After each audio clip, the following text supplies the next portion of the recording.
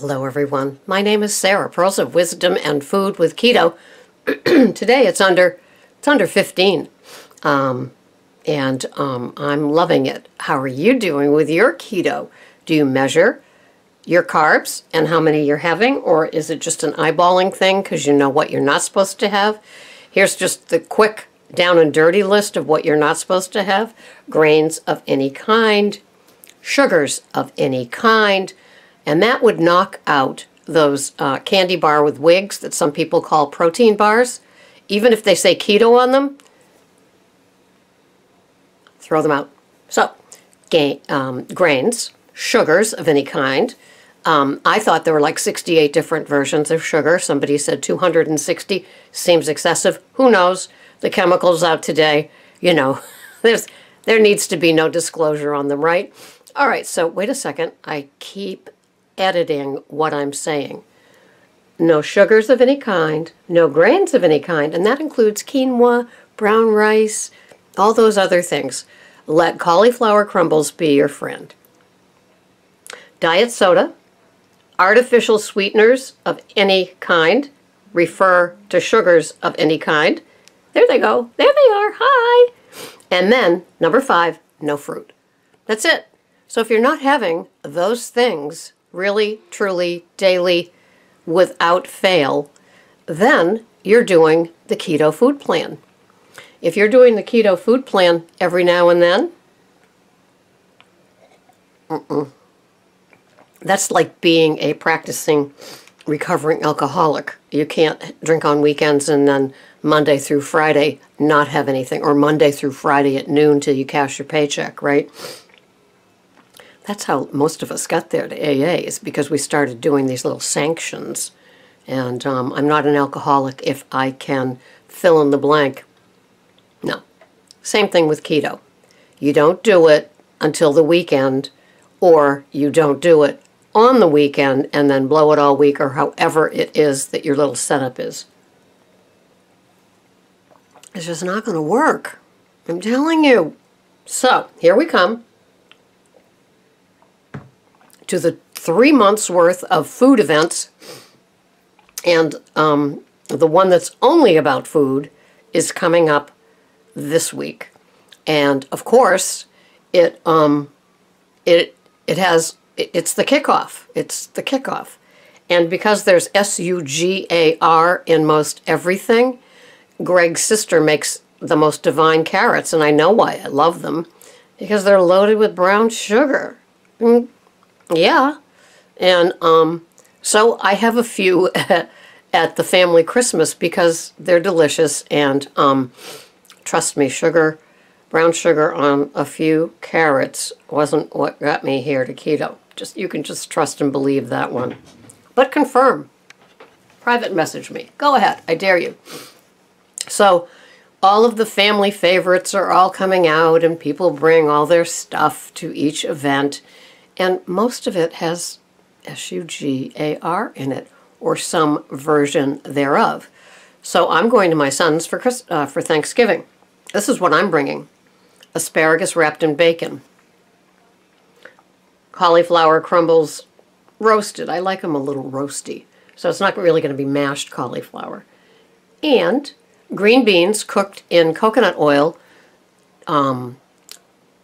coconut aminos, which is kind of like a soy sauce, and slivered almonds. So I know that no matter what other people are bringing and serving, I can have those 3 things with my turkey and be totally fine. Because I've covered my arse and I've covered my bases, because nobody there is cooking for me because I'm keto. Right? So, there you go. Now, one of the things that I'm strongly suggesting, along with the FOMO, meaning the FOMO of waking up the next day after an event, knowing you are still keto all the way, baby, another tip is squinting. The fine art of squinting. And I suppose that's how I got used to living with a man that is not practicing keto and has most of the cupboard space filled with things that would horrify most of us. So I learned how to squint. I don't see them. I don't panic. I don't whine. I don't have temper tantrums. I don't hide his stuff. I get over myself. I'm doing keto. So my eyes go to my tray that I have that has coconut oil, olive oil, flax oil, walnut oil, macadamia nut oil, avocado oil, and 2 coconut oil sprays. Did I say flaxseed oil? Yeah. So that's what I look at. I'm not looking at his totally non-keto items. I've learned how to squint. I don't see them. And after a while, it's true. After a while, after practicing and practicing it, I really don't see the things. I don't. My sunflower seed spread from Trader Joe's with no added sugar, 1 gram of sugar in 2 tablespoons, but almost 200 milligrams of potassium in a 2 tablespoon serving. Thumbs up, because we know how elusive that potassium is. But, you know, that's nestled in and amongst Greg's non-keto foods. So I just aim right for it. Actually, it lives next to a Fiesta green pitcher that Joyce gave me, Miss Joyce gave me for my birthday. And I have to wait until the kitty is through the I'm going to disassemble anything you put in a vase stage before I can put it back on the table. Maybe if I put fake holly things for Christmas, it would stay away. But anyway, I digress. So, squinting. So, perhaps you're not hosting your event, you're going as a guest, so you have no idea what is out there. You have no idea if they're using Crocs instead of butter for their veggies. You have no idea how much sugar they put into all of the veggies. It might as well be called a fruit by the time they get done with it. And that thing that people have after dinner in copious amounts. And that was me. You know, I'd have a slice of each different item. Why not? I wasn't keto. I wasn't paying attention. I was seeking the carb coma. Well, yeah. It was a day I didn't track. I tracked from Spark People to Weight Watchers to Lose It to now the Chronometer. And now I'm doing keto with the Chronometer. I was doing keto with Lose It, and it was making me lose it because it was not a reliable website, even the paid version. So now I'm on Chronometer, and it's the paid version, and I love it because it gives me every single sniggly little thing I need to know. But back to squinting. So when you get to this holiday event, if you're a drinker, sorry, you know that alcohol is not, there's no nutrition in it for you. And that's how I base my keto food plan. Is there nutrition in what I'm having? Is there any benefit whatsoever in what I'm having? If not, then it's dubious. Suspicious is eating somebody else's food. Oh, no, there's nothing like that in there. Right. How many times have you tasted something, like me, a recovering alcoholic, tasted booze in it? Oh, yeah, I forgot I added that too. Yeah, really? Or people that, like, even put, you know, I'm so dedicated to my alcoholism, or lack thereof, and my keto, that I would avoid whipped cream that had vanilla extract in it because it's mostly alcohol and it's not like it's cooked off like in chicken marsala or something like that. So anyway, if we're going to somebody else's house, we need to be a scientist, a detective, or just a squinter. Make sure your own arse is covered with perhaps things that you're bringing, so you know what you're having and that it's safe. And remember, it's so confusing and dysfunctional and everything else. It's a food day that's not about the food day, right? Isn't that funny how that ends up? Well, I'll be meeting my son's new girlfriend. I'm very excited about that. and her son and her ex-husband. So I'm very glad that it's somebody else's dysfunction and not mine. When he was married, which was the last number of years, we would go to his father-in-law's house for Thanksgiving.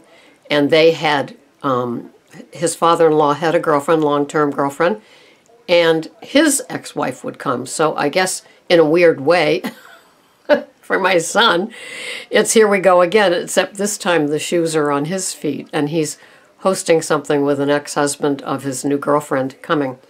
And I guess it just all works out. Okay, glad it's not me.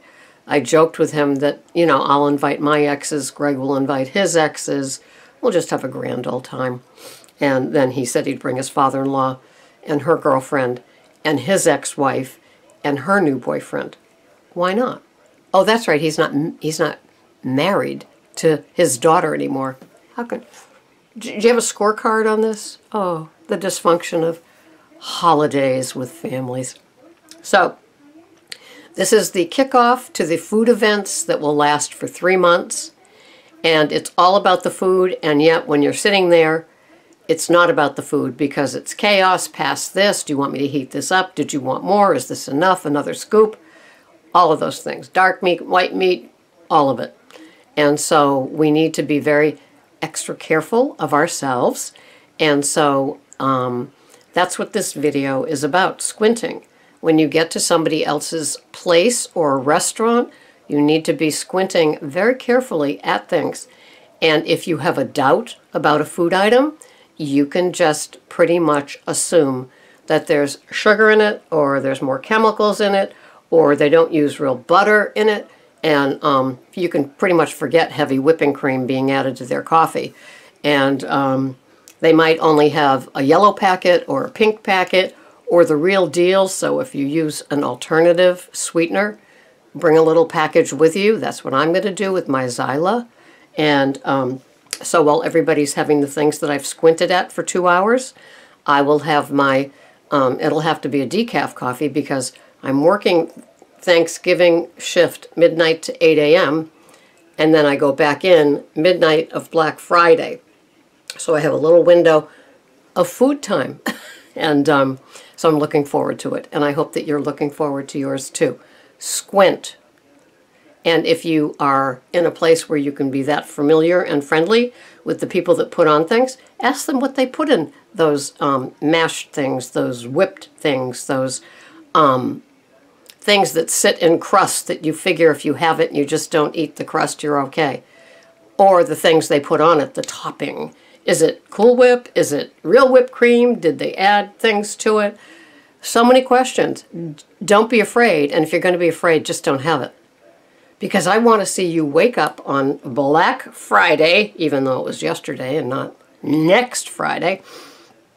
I want to see you wake up feeling good and like, phew, got through the first of many food events, and be so proud of yourself. And I'll be proud of you too. And I'll be doing the same thing because that's how we operate, right? So have a wonderful day. My pickles, my turtles, my snowflakes, all of us here in the keto community. I weigh, I measure, I track, and my chronometer is where I track. My little kitchen scale is where I weigh and measure.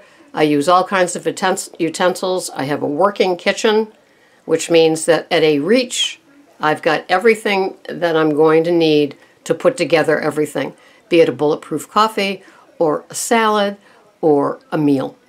And it just works for me. Have a wonderful day. I will see you the next time. Stay true to yourself. Bye-bye for now.